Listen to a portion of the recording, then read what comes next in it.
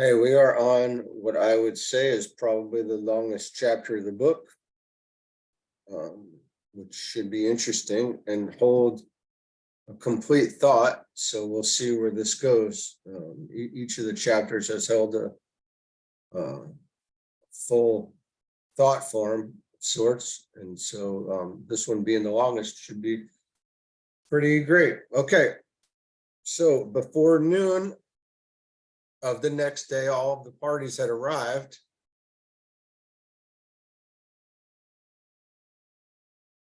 We spent the afternoon in comparing notes, and these notes checked to the letter. That evening, after we had finished with our notes, we were invited to go directly to the lodge for dinner. When we arrived, we found about 300 people, men, women, and children, assembled and seated at long banquet tables. They had reserved places for us at one of the end tables so we could look down the whole length of the room. Tables were all covered with beautiful white linen and set with china and silver plate as for a real banquet, yet there was but one dim light burning in the hall. We had been seated for perhaps 20 minutes. There was a deep stillness, and in a moment a pale light flooded the room. The light grew stronger and stronger until all the room was aglow and everything in the room sparkled as if thousands of incandescent lamps had been cunningly hidden and turned on gradually until all were fully lighted. We were to learn afterwards that there were no electric lights in the village. After the light came on, the stillness lasted for about 15 minutes.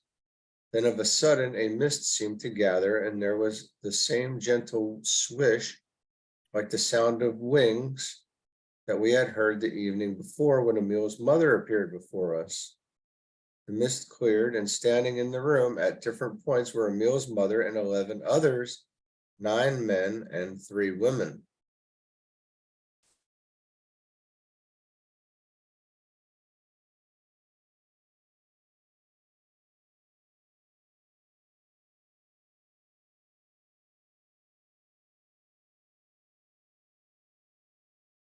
Words fail to describe the radiant beauty of that scene. When I say that, although they had no wings, they appeared like a troop of angels.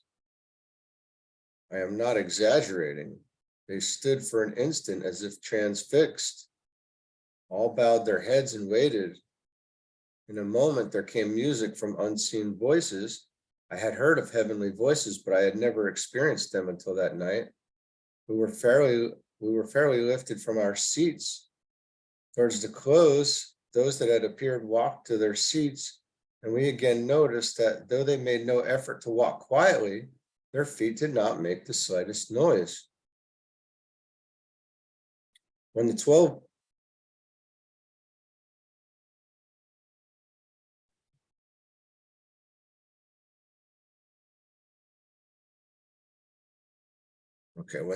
were seated in their respective places, the same mist appeared, and again, when it cleared, there stood 12 more. This time there were 11 men and 1 woman, and among these was our friend of the records. As they stood there for a moment, another song burst forth. When the song was nearly ended, the 12 walked to their respective places without the slightest noise. They were no sooner seated than the haze again filled the room. When it had cleared, there were 13 standing, this time across the far end of the hall, 6 men and 7 women, 3 men and 3 women on each side of the woman in the center. The center one appeared to be a beautiful girl in her teens. We had thought every woman that appeared was very beautiful, but this one surpassed them all. They stood with bowed heads for a moment, and the music again burst forth. The music floated out for a moment. Then the choir of voices began. We arose to our feet. As the tones rolled on, it seemed as though we could see thousands of mystical forms moving about the singing as with one voice, and through it all there was not one sad refrain, not one minor key. All was a joyous, free burst of music that came from the soul and touched the soul, lifting it up and up until we felt as if we were losing all contact with the earth. As the singing ceased, the 13 walked to their respective places and were seated. Our eyes were fairly glued on the central figure as she advanced toward our table with a lady on either side. She was seated at the head of our table. As she sat down, the places were quietly stacked at her left hand. The lights grew dim for a moment, and around each one of the 37 there was that same light that so puzzled us, and the most beautiful circle of light just above the head of our guest, our honored guest. We were the only ones in that assembly that were greatly moved. Those assembled with us seemed to take it as a matter of course.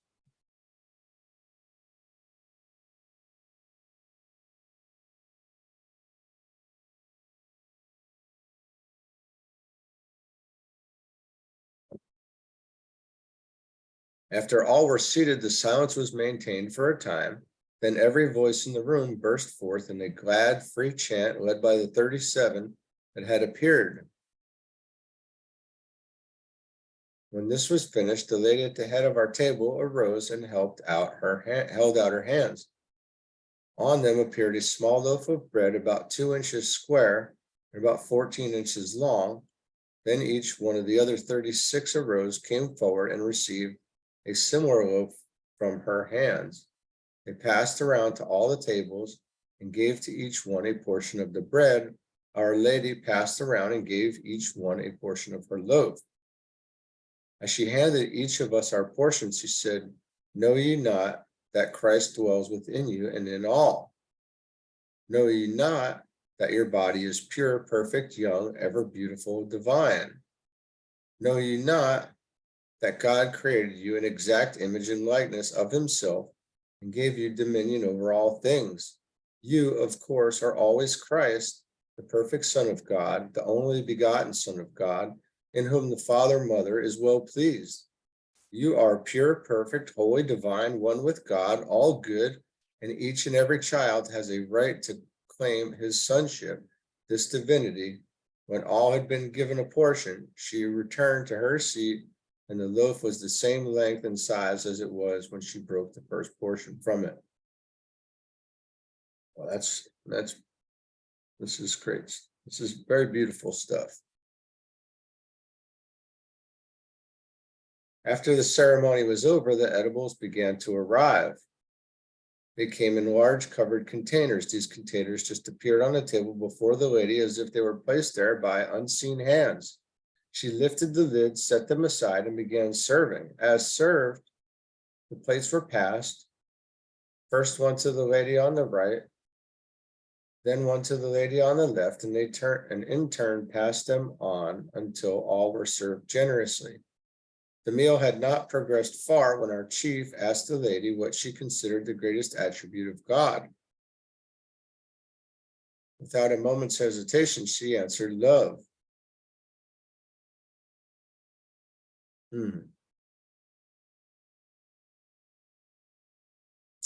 Then she went on to say, "The tree of life is located in the midst of the paradise of God, the very depth of our own soul, and the rich, abundant fruit that grows and ripens to the fullest perfection, the most perfect are life-giving, and the most perfect and life-giving is love. Love has been defined by those who perceive its true character as the greatest thing in the world. I might add that it is the greatest thing in the world. It is the greatest thing, certainly, in the world. I might add that it is the greatest healing force in the world. Love never fails to meet every demand of the human heart. The divine principle of love may be used to eliminate every sorrow, every infirmity, every harsh condition, and every lack that harasses humanity. With the right understanding and use of the subtle and illimitable influence of love, the world may be healed of its wounds, and the sweet mantle of its heavenly compassion may cover all unharmony, all ignorance, and all mistakes of mankind. all inharmony, ignorance, and mistakes of mankind. With wings outstretched, love searches out the arid spots of the human heart, the waste places of life, and with seeming magic touch redeems humanity and transforms the world. Love is God, eternal, limitless, changeless, going beyond all visions into infinitude. The end we can only envision. Love fulfills the law of its own, consummates its perfect work, and reveals the Christ within the soul of man. Love is ever seeking an inlet whereby it may flow forth into the soul of man and pour itself out as all good to him. It is not disturbed by man's perversity and discordant thinking. God's eternal, changeless current of love flows ever onward, carrying before it into the great universal sea of forgetfulness every appearance of inharmony or ugliness which disturbs the peace of man.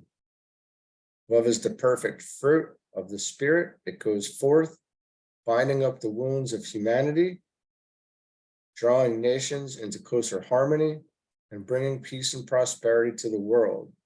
It is the very pulse of the world, the heartbeat of the universe. Humanity must be charged with this current of love from the great omnipresent life if it would do the works of Jesus. Does life press heavily upon you? Do you need courage and strength to meet the problems that confront you? Are you sick or afraid? If so, lift your heart and pray to him who leads the way. The imperishable love of God enfolds you. You need not fear. Did he not say, before they call, I will answer? And while they are yet speaking, I will hear. Approach this throne of grace boldly, not as you have thought of beseeching and groveling attitude, but with prayer of understanding faith, knowing that the help you stand in need of is already yours. Never doubt. Do more ask.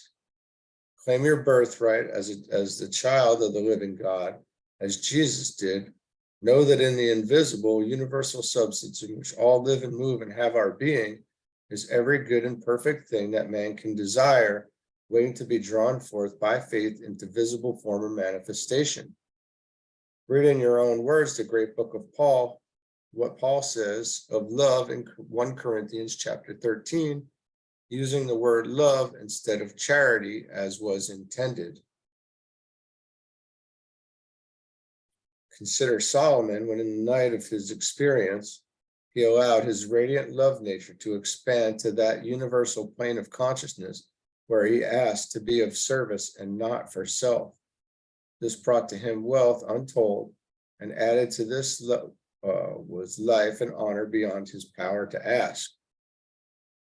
He recognized the wisdom of love, and love released its boundless wealth upon him.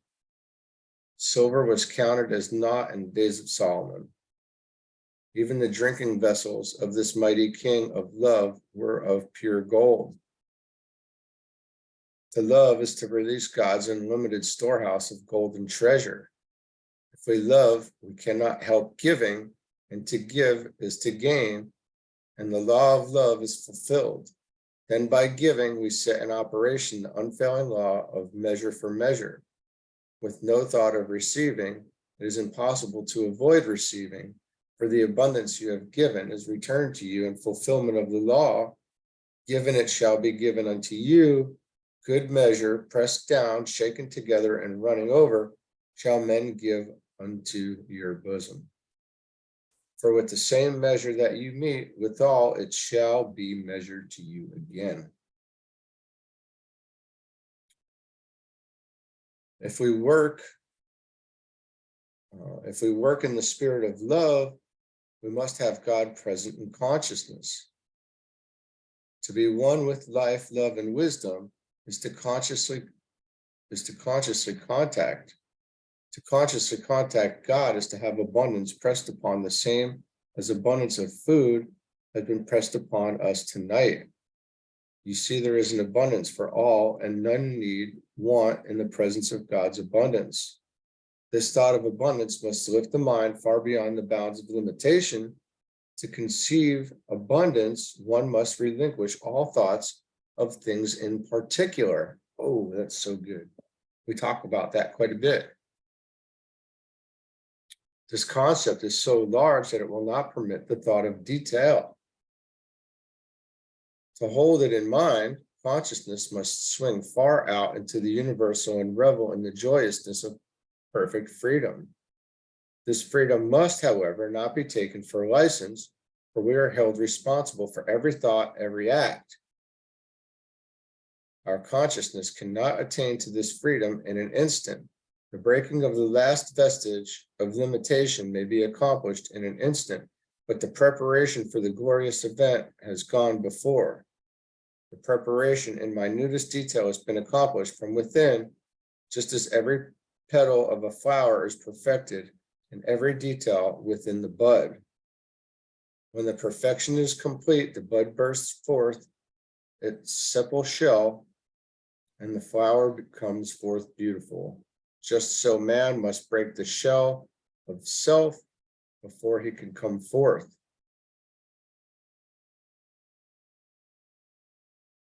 God's laws are changeless, the same as they have ever been. While they are immutable, they are beneficent, for they are good.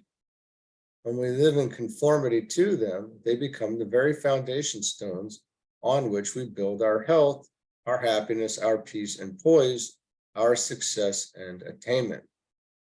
If we abide fully in God's law, no evil can befall us.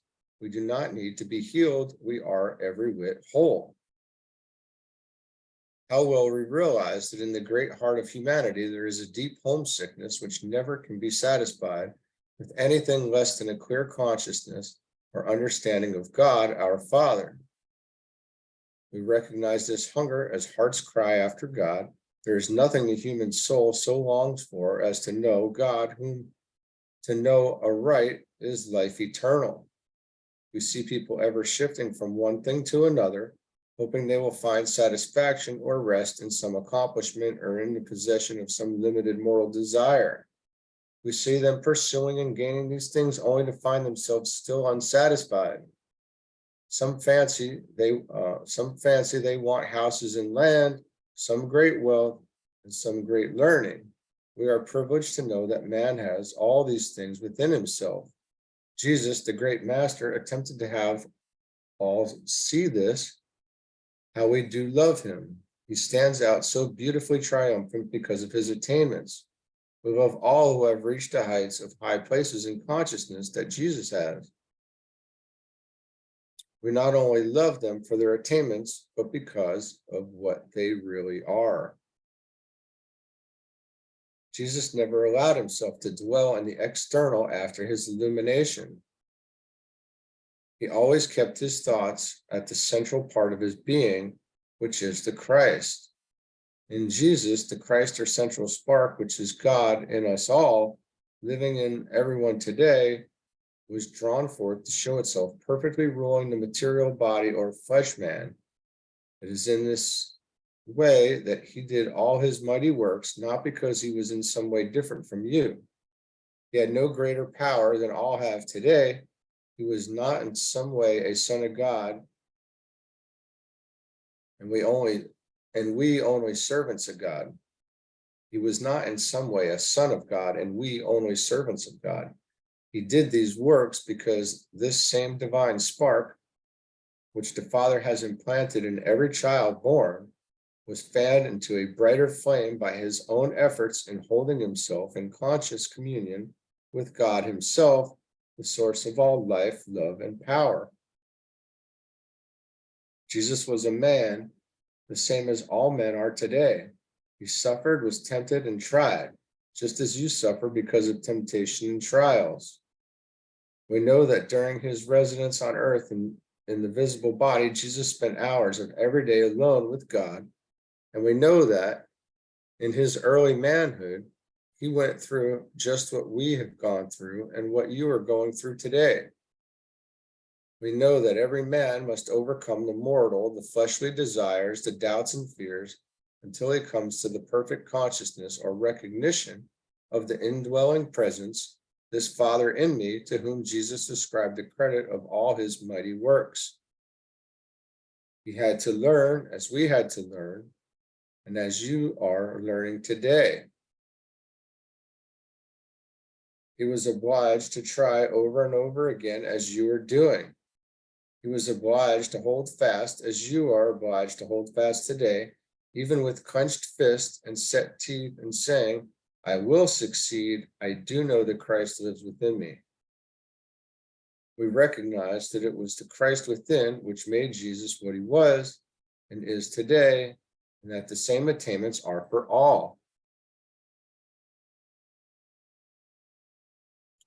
In all this, we would in no way detract from Jesus for what we love him, for we love him with a love unspeakable.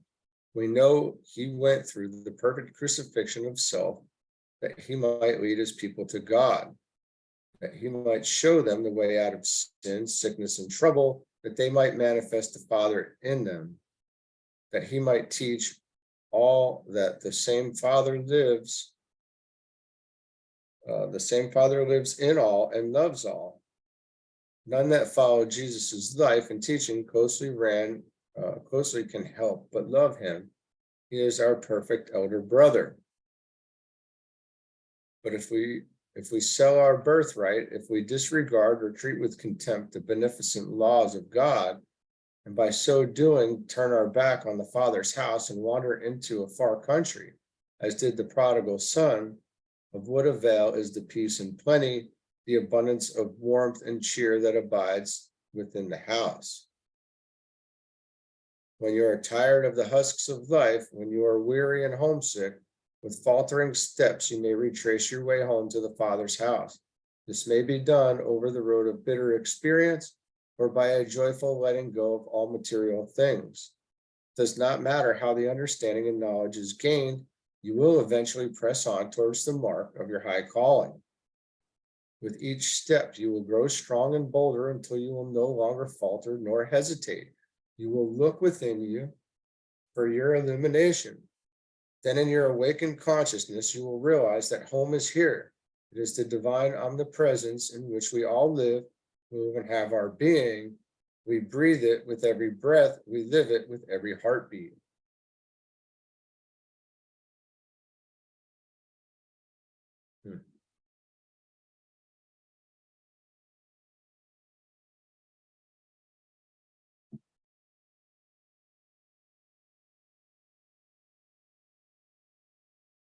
We just get too wrapped up in going into detail, into the particulars to see it. Do not think you must come to us. Go into your own home, your church, your house of prayer, alone, anywhere you choose. Jesus, the great love master, can help you. All those that have passed and are receiving the highest teachings can help you and are endeavoring to help you where you are now and at all times. How plainly we see Jesus and all the others always ready to help those who call. You need but make the call and they answer before the call is even finished. They stand to walk beside you every moment.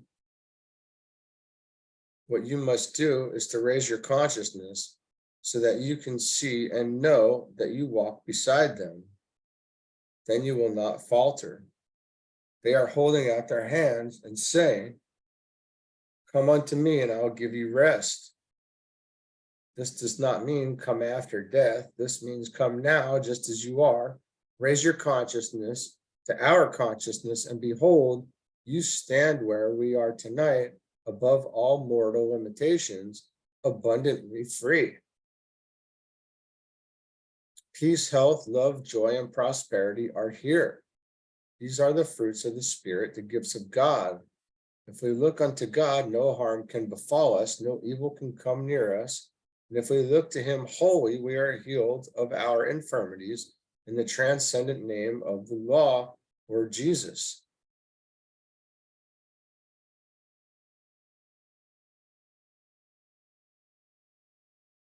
God is in the midst of you, child of infinite, immortal spirit. There is naught to make you tremble or despair, not to make you fear. From the bosom of the Father you came. The breath of Almighty God created you a living soul. Before Abraham was, you were. Beloved, now are we the sons of God, joint heirs with Christ. The same power is in you that is in Jesus. This is called the mantle of the Spirit. With the right concept of this, it is found that there is no decay, no disease, no accident, no death, nothing that can take your life in any way.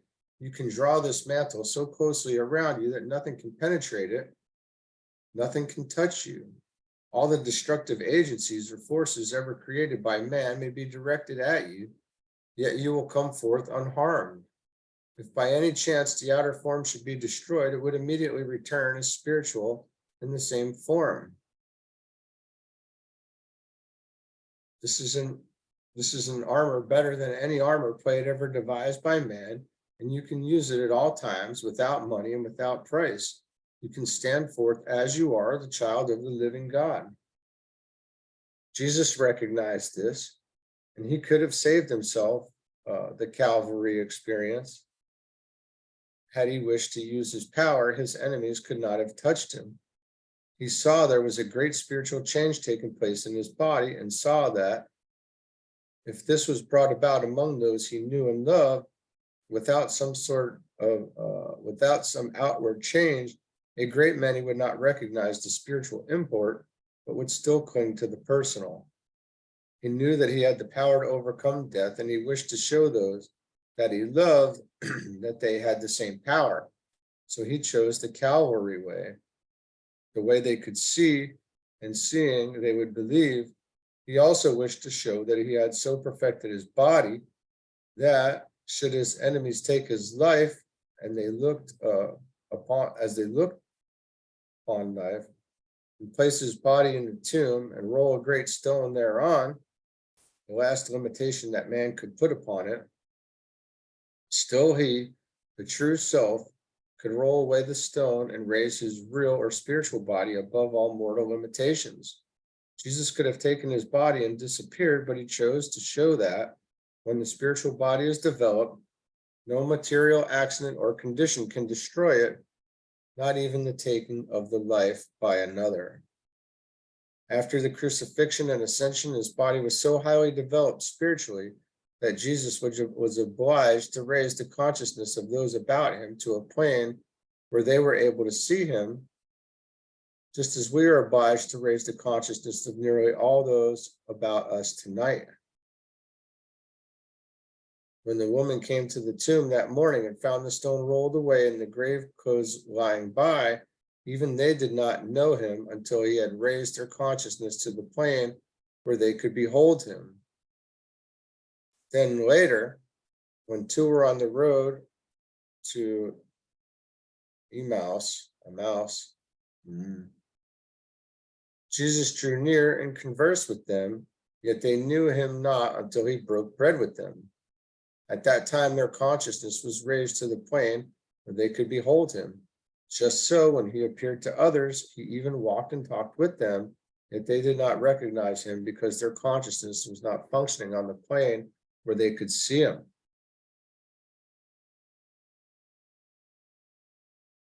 The moment their consciousness did raise or function on the plane with his, they saw him. Then some perceived the spiritual import of actuality. They saw the deep meaning underlying it all. They knew, yet with all this, a great many did not believe in him because they had not yet attained a plane in consciousness where they could see or perceive the underlying spiritual meaning. Then the veil of mystery drawn by man's mortal perception was removed, and the veil of the temple was rent in twain from top to bottom.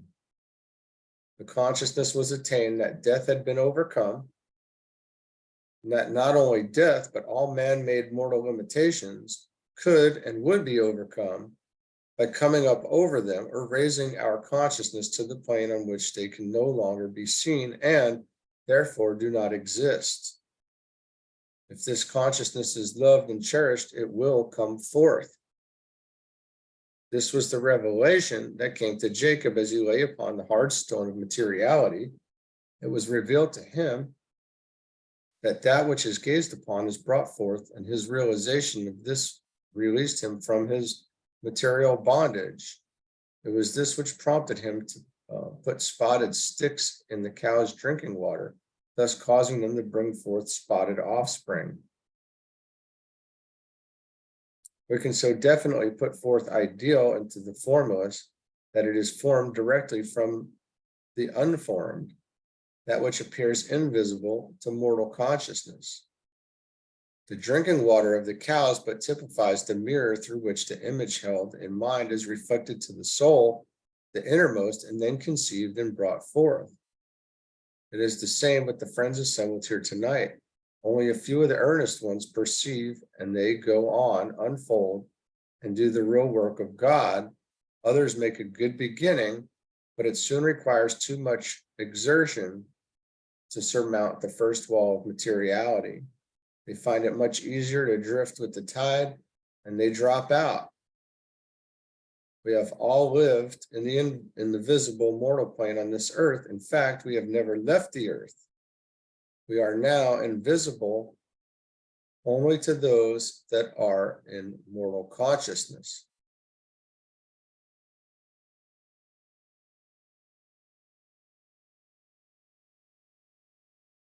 We have never left the earth.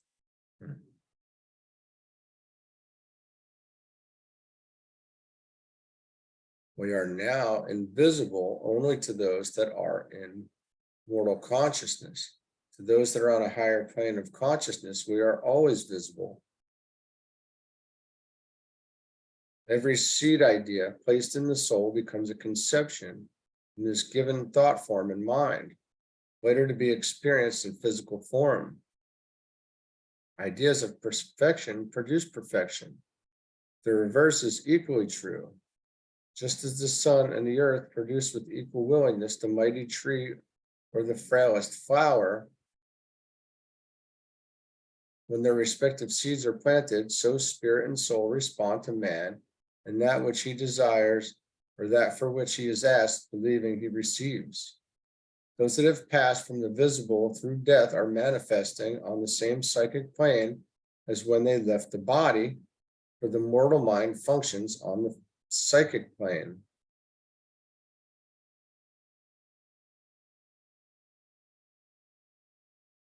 They're manifesting on the same psychic plane as when they left the body. The mortal mind functions on the psychic plane.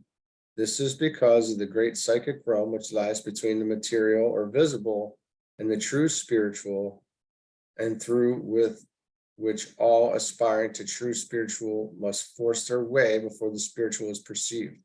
Now we could call that the astral, right? We can call this the psychic plane. Maybe the astral and lower mental. I'm not sure. I would say definitely the astral here, though.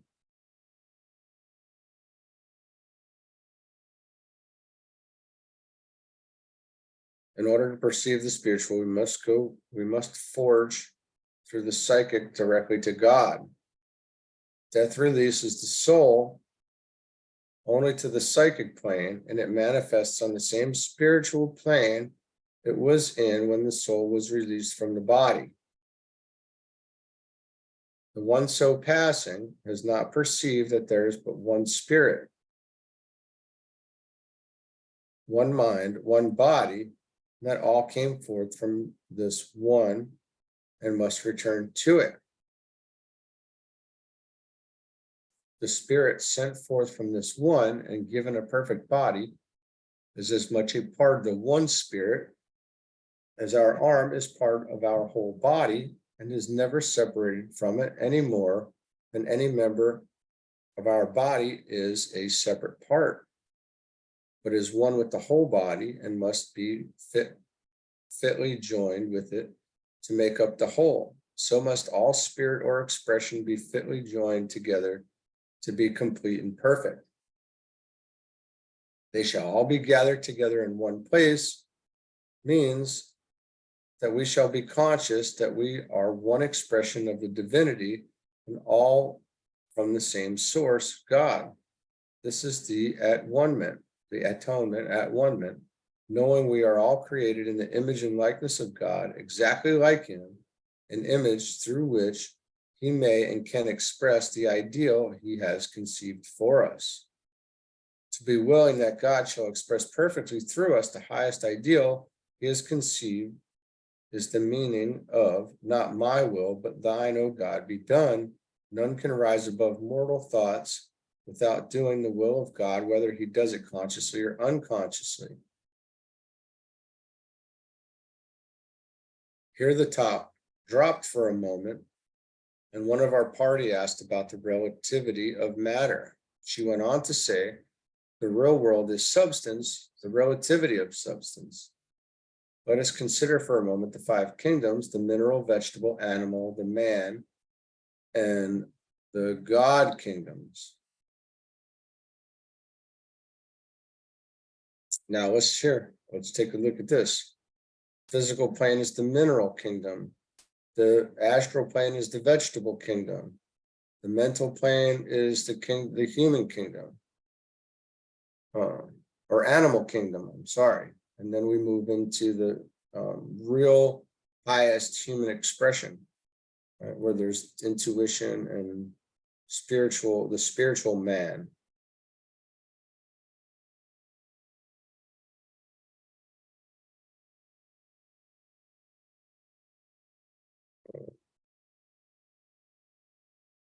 We will begin at the mineral, the lowest. We find every particle in the mineral kingdom expressing the one life, the life of God. The disintegration or division of the particles of the mineral combined with the elements of the air and water has formed soil. Every particle still retaining the original life, the life of God. This gives place to the vegetable kingdom, the next higher expression of God to come forth. Then the vegetable, every part of which contains this one life, has taken up a part of this life form, life from the mineral.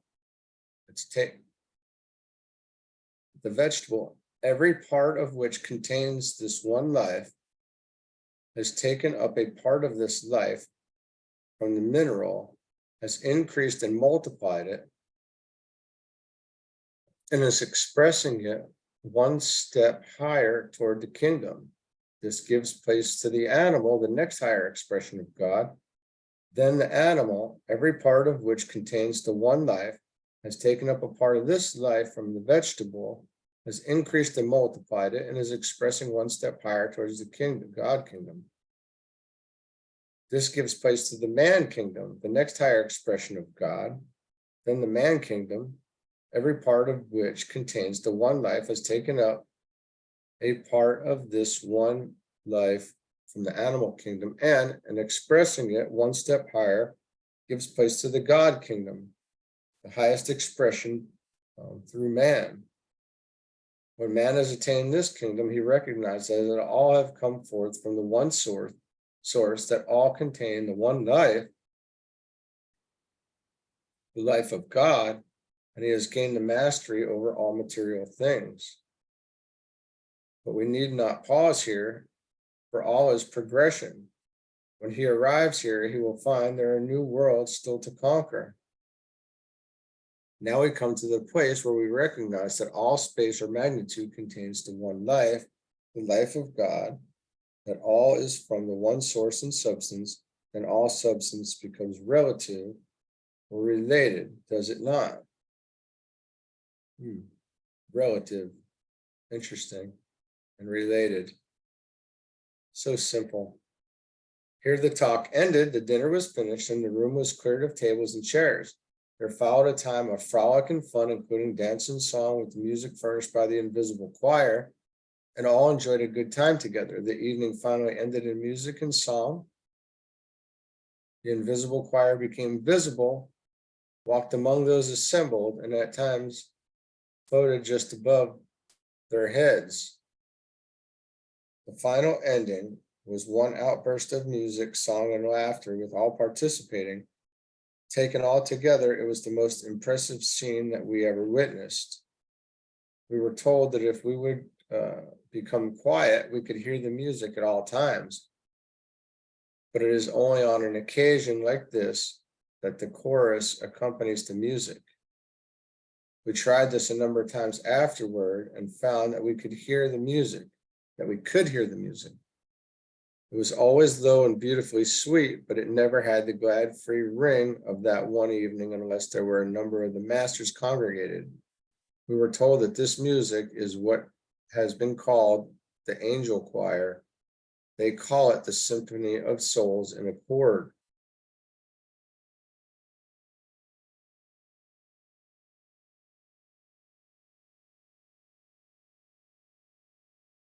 We stopped in this village 3 days, and during that time saw a great deal of our friends.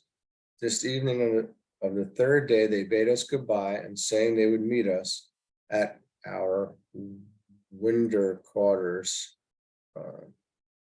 disappeared.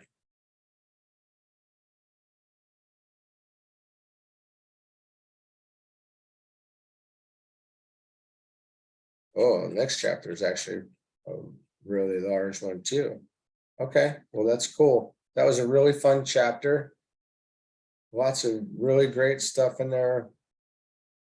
You know, total disregard for limitation based on love and law. So, okay, well, we'll get back at it again tomorrow, and hope you enjoyed it.